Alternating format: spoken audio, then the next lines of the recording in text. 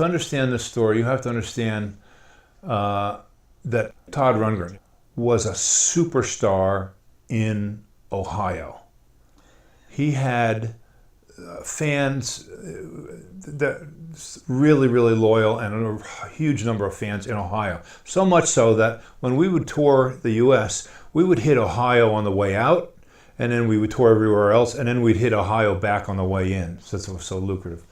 For this show, we're going to headline over Eddie Money, Cheap Trick, and the Cars, which was unbelievable, because all those acts, everywhere else in the world, those acts, we would have been an opening act for any of them.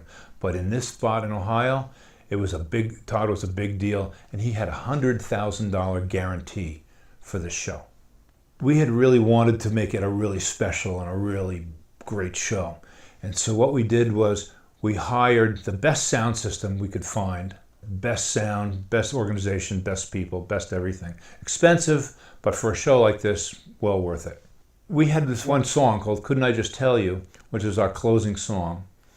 And what we did is we hired the pyrotechnician from Blue Oyster Cult to set up a series of flash pots or explosions, right? So at the very last chorus, when Todd goes right into the last chorus, this huge explosion goes off, and it caps the show that way.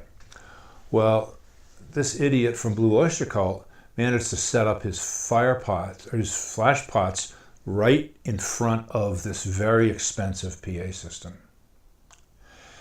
And so I was out front mixing, and the show was going great, and it was very powerful. And the band, the flash pots go off, and then the band goes off, and they come back out for the encore, and they start playing the encore.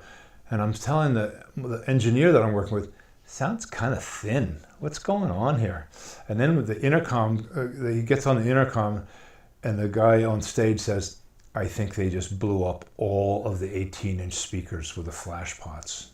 The damage was extensive, and the lawsuits went on for years. And that was the big show.